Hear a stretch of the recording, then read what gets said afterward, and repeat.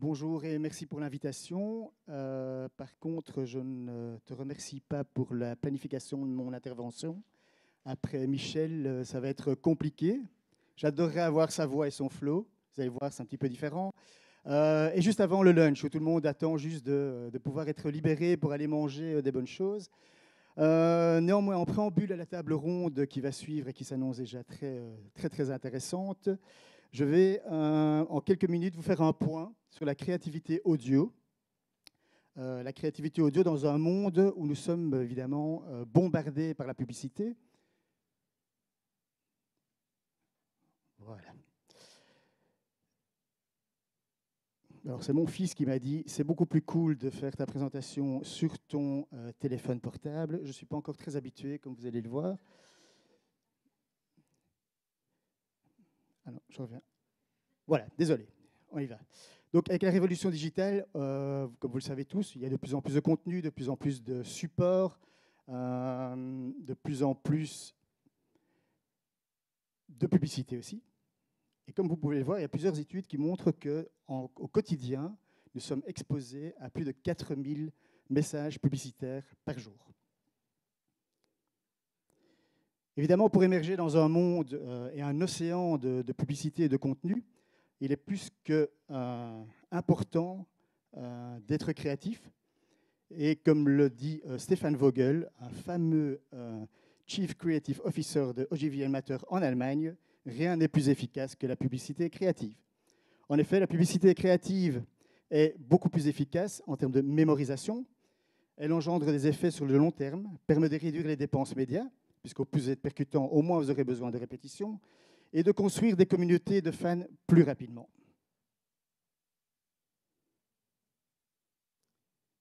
Mais qu'est-ce que la créativité? La créativité, c'est la capacité de se différencier en générant des émotions, en racontant des histoires, en divertissant, en attirant l'attention. On en a parlé tout à l'heure, l'attention est un sujet très chaud, et en boostant l'imagination. Et dans cette quête d'attention et de différenciation, l'audio se profile comme un canal privilégié qui offre un terrain fertile pour la créativité. Désolé. En effet, parce que l'audio répond à tous ces points, elle coche toutes les cases. Donc la radio et l'audio est un moyen de créer des émotions, de se connecter, de raconter des histoires. C'est un média de proximité qui permet de divertir et qui permet, comme on l'a déjà évoqué préalablement, d'évoquer l'imaginaire. En effet, c'est le seul média qui n'impose pas d'image.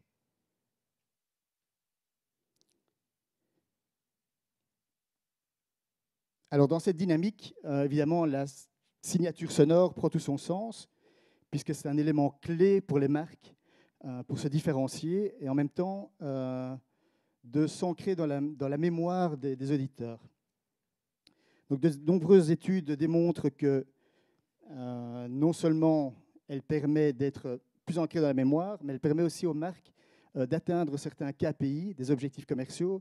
On peut le voir ici, quelques chiffres. Par exemple, en augmentant la notoriété de marque, en augmentant l'intention d'achat et en augmentant l'activation. Alors, je vois que vous êtes tous très souriants aujourd'hui, mais il y a une demande de plus en plus forte d'émotions positives. Et donc, je vais parler d'émotions et de création positive, puisqu'on l'a dit préalablement, la radio est un média d'émotion, où l'audio permet de créer l'émotion.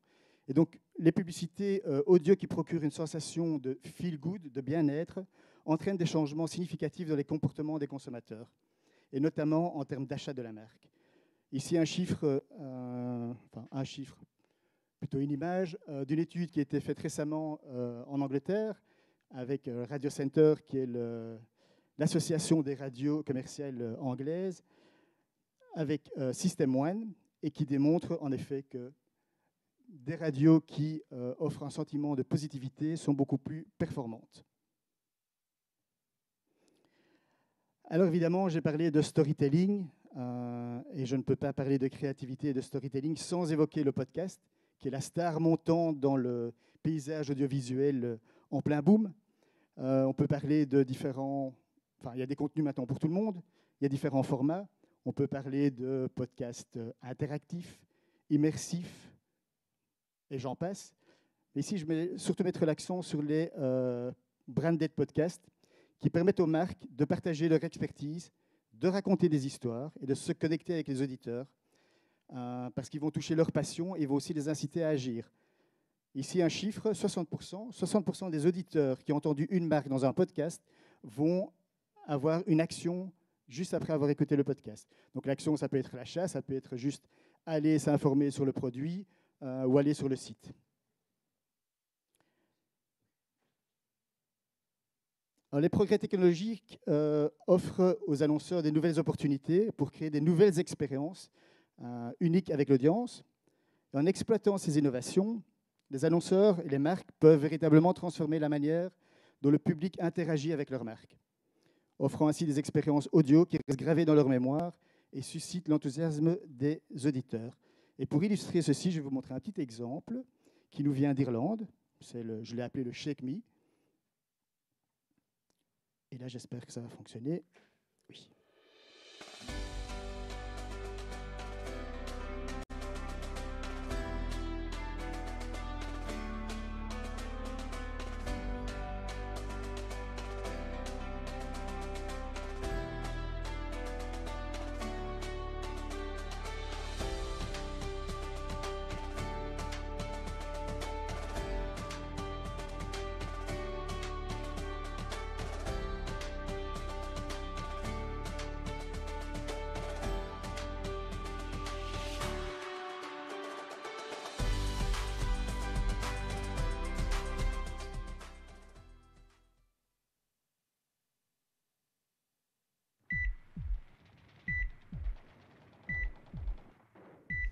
In Ukraine right now, hospitals are on life support and time is running out. They've been damaged or destroyed, and maternity wards, once a beacon of hope and new life, now lie in ruins.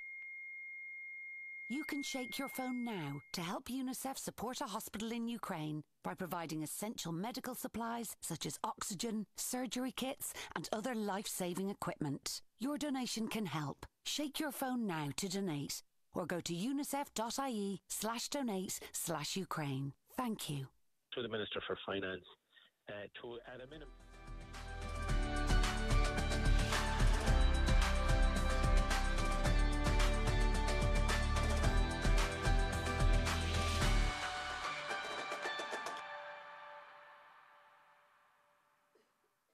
Voilà, c'était juste un exemple parmi de nombreux autres. En parlant de progrès technologique, la voix est en train de devenir un des principaux moyens d'interaction entre les individus et la technologie. Et grâce à la voix, les marques peuvent dialoguer, et ces technologies, dialoguer avec leurs clients et offrir des expériences interactives marques consommateurs. Ici, c'est un exemple pour une barre chocolatée Pick-up en Allemagne qui a utilisé le smart speaker comme interaction avec le client, et donc il présente un nouveau produit, il demande à l'auditeur s'il désire recevoir un échantillon à la maison. Vous êtes géolocalisé évidemment, donc l'échantillon est envoyé à la maison, vous le testez et après vous recevez un questionnaire pour vous demander ce que vous en avez pensé. Alors on en a parlé tout à l'heure, évidemment, la data est le nouveau carburant, les avancées technologiques ont apporté la data. Donc la data permet d'avoir une approche axée sur les données qui permet de mieux cibler, de personnaliser et optimiser de manière plus efficace les campagnes publicitaires et de la sorte maximiser leur impact. Si je ne vais pas aller dans les détails des deux exemples, mais on en a parlé tout à l'heure, la géolocalisation, on peut aussi targeter sur base de données comme la température, les infotrafics. À gauche, c'était l'exemple d'une marque de voiture qui propose un siège massant et qui décide d'uniquement passer le spot lorsque les personnes sont dans leur voiture, dans le trafic, pour dire si vous aviez acheté notre voiture, vous seriez maintenant plutôt relax au lieu d'être énervé derrière le volant. Un autre exemple suisse, pour une fondue au fromage, le spot n'est diffusé qu'à partir du moment où la température est en dessous de 4 degrés. Un autre exemple, ce sont des sauces pour barbecue qui ne sont diffusées qu'à partir du moment où il fait plus de 26 degrés. Et je vois François qui s'approche, j'ai bientôt fini. Ça donne faim là avec la fondue. Hein. Donc, comme le disait très justement un certain Steve Jobs, l'innovation distingue un leader d'un suiveur. Donc, tout ce que je peux dire, c'est que je pousse tout le monde à embrasser les nouvelles technologies parce qu'il y a aussi également des nouvelles opportunités créatives. À gauche, c'était pour représenter l'AI. On en a parlé tout à l'heure, que ce soit l'utilisation du text-to-speech pour créer des spots ou du speech-to-text pour pouvoir faire des recherches en termes de contenu, ou également pour tester tout simplement des créas en radio, la publicité audio dans le in-game et également l'utilisation des nouvelles technologies audio comme le son 3D. Mon fils m'a parlé de 8D, je ne sais pas si ça existe, le son immersif qui peuvent en effet être utilisés pour créer des nouvelles expériences. Et alors, je ne pourrais évidemment ne pas parler de ceci, puisque l'ECTA représente les régies publicitaires, et je ne pourrais pas vous quitter sans parler des solutions créatives sur mesure qu'offrent nos membres, donc les régies publicitaires, avec une approche créative centrée sur le client pour donner la voix aux marques, et ce, en dehors des spots 30 secondes. Bon, je pense entre autres au collectif Jean-Paul, il y a d'autres initiatives comme en Belgique Slice. Je souligne également l'initiative Audio M qui permet d'accompagner les annonceurs dans leur approche audio. On en parlera juste après d'ailleurs. C'est pour ça que je l'ai mis. Jean-Paul aussi. Alors, j'ai vraiment fini. Si vous voulez être inspiré par des exemples d'intégration de marques, je vous invite à aller sur le site de l'ECTA, dans la partie qui s'appelle ECTA Knowledge Hub, où vous trouverez plus de 400 business cases créatifs. Et alors, vraiment, le dernier point. J'invite évidemment à célébrer et à stimuler la créativité audio. C'est très important. Il y a quelques exemples qui sont là. Pourquoi célébrer et stimuler? Je trouve qu'on est un petit peu trop timide. Et merci pour l'initiative ici, qui permet de mettre en avant la créativité audio. Je trouve qu'il faut également aller chercher de nouveaux talents. Parce que nouveaux talents, ça veut dire des nouvelles idées. Ça permet de redynamiser toute cette créativité. Et n'oublions pas que la créativité, c'est l'intelligence qui s'amuse. Et merci beaucoup pour votre écoute. Merci Thierry.